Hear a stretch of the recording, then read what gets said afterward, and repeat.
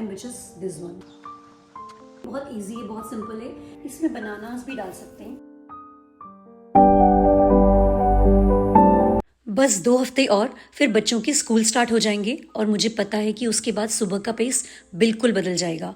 Lunches, school drop offs, therapies, homework, after school activities, दिन शुरू होगा और पता भी नहीं चलेगा कब खत्म हो जाएगा। इसीलिए अभी जो ये थोड़े से समर के दिन बचे हैं, आई एम ट्राइंग कि उन्हें बहुत अच्छे से एंजॉय करूं।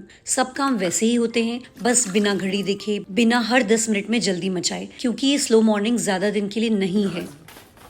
समर ब्रेक में बच्चों को बिजी रखना वैसे ही बहुत डिफिकल्ट हो जाता है। Since my daughter has autism, communication उसके लिए वैसे ही बहुत डिफिकल्ट है। तो what I do is I make a visual schedule for her.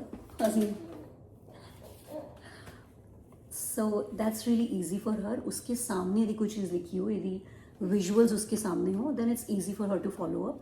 So what I do is I written everything that she has to wake up, and then obviously after brushing, breakfast, and then read a book, write a letter. Like I have to put some activities, so I just put write a letter. Then triathlon, practice, shower, and dry hair. I have to specifically write it because she's very sensitive for her hair. She tells me that today is a wet hair day, dry hair day. I want a ponytail, I want a braid.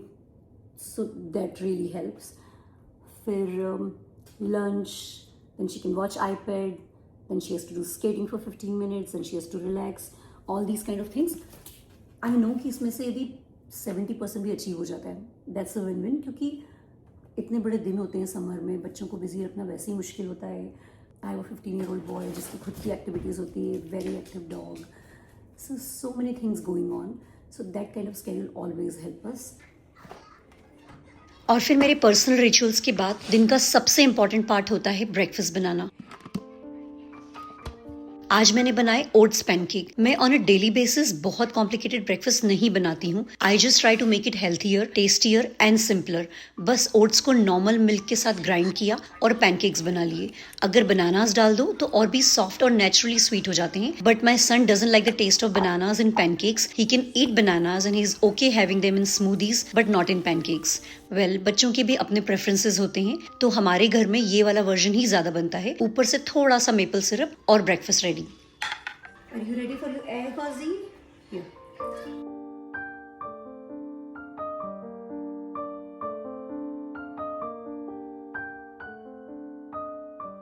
Breakfast के बाद kitchen को थोड़ा सा reset कर दिया। मैं खाना बनाने के साथ साथ ही थोड़ी क्लीनिंग करती रहती हूँ, ताकि दिन के एंड में बहुत सारा काम एक साथ ना करना पड़े।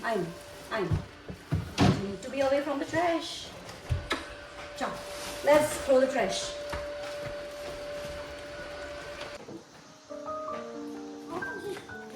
फिर ट्रैश बैग्स डालने गई तो सोचा यार्ड को भी थोड़ा सा देख लेती हूँ और बाहर जाकर थोड़ी वीड्स निकाल दी। वैसे भी हम लेडीज एक काम शुरू करते हैं और फिर पता ही नहीं चलता कब दूसरा, तीसरा और चौथा काम भी उसमें ऐड होते जाता है।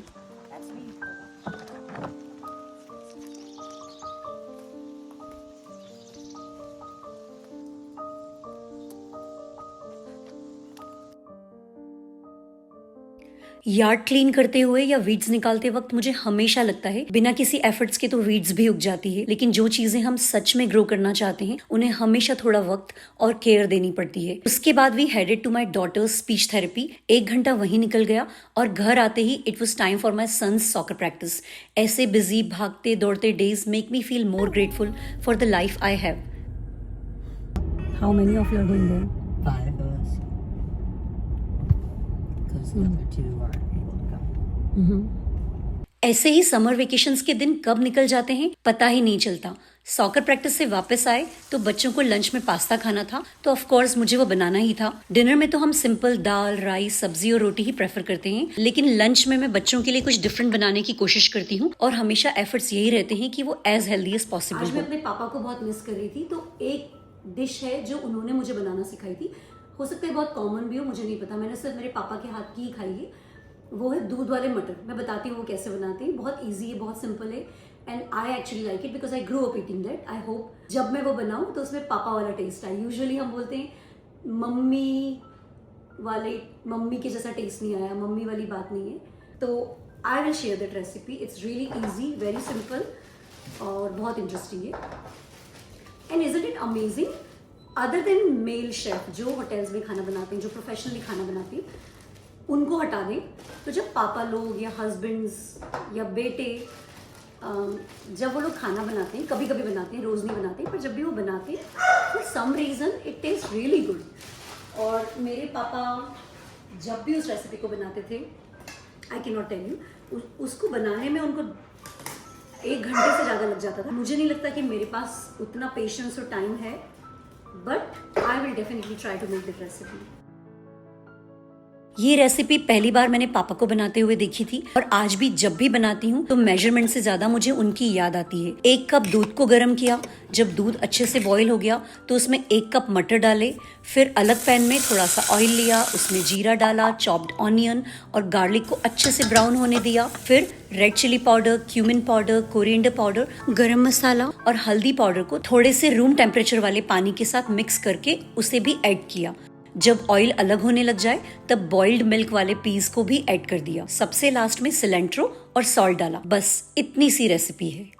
ये एक्चुअली बहुत अच्छी लग रही है, आई एम प्रीटी श्योर यदि पापा अभी इसको टेस्ट कर रहे होते वो 100% इसको अप्रूव करते। एक चीज़ मेरे इसमें और डालने का मन था, मैं सोच रही थी कि थोड़ी सी कसूरी मेथी डाल देती हूँ, लेकिन पापा ने मुझे बहुत अच्छी चीज़ बोली कि कसूरी मेथी एक स्टार इंग्रेडिएंट होता है, और यदि आप इसको ऐड कर दोगे तो उसका नेचुरल एरोमा, नेचुरल टेस्ट चला जाएगा, so do not add it.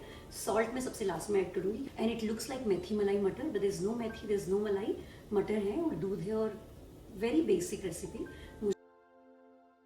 फिर मैंने साथ में ब्रोकलीज और ग्रीन बीन्स को भी बेक कर लिया ताकि मील्स में थोड़ी सी और वेजिटेबल्स भी ऐड हो जाए। आई विश कि सारे बच्चे सैलेड के बहुत फैन हो। मेरे बच्चे एक्चुअली सैलेड के फैन नहीं हैं। सैलेड के नाम पर वो क्यूकम्बर खा सकते हैं, वो कैरेट खा सकते हैं, और कभी कभी टमाटोज। मैं बहुत एक्सपेरिमेंट करती हूँ सैलेड्स में, बट अभी मुझे एक सोल्यूशन दिखा है उनको सैलेड खिलाने का, and which is this one. सारी वेजीज पर गार्लिक, सॉल्ट और ऑलिव ऑयल स्प्रिंकल कर लिया और उसे 420 फ़ारेनहाइट पे 25 मिनट्स तक बेक कर लिया। फिर लगा कि डिनर के बाद कुछ मीठा भी होना चाहिए, तो मैंने डेट्स, वॉलनट्स और मखाना की बाइट्स बना ली। डेट्स को थोड़े घी में सॉफ्ट होने तक कुक किया, फिर वॉलनट्स और मखाना को ग्राइंड करके उसे भी मिक्स किया। छोटे छोटे बॉल्स बनाकर डार्क चॉकलेट में डिप किया और थोड़े से कोकोनट फ्लेक्स स्प्रिंकल किए, और फिर उसे आधे घंटे के लिए फ्रिज में सेट होने के लिए रख दिया। They were really tasty and everyone in the house loved them. उसके बाद मुझे ड्राई फ्रूट्स को भी कंटेनर्स में रिफिल करना था। ये उन कामों में से है जो उस वक्त तो बहुत बोरिंग लगते हैं, लेकिन अगले कुछ दिन बहुत कन्वीनियंट बना देते हैं।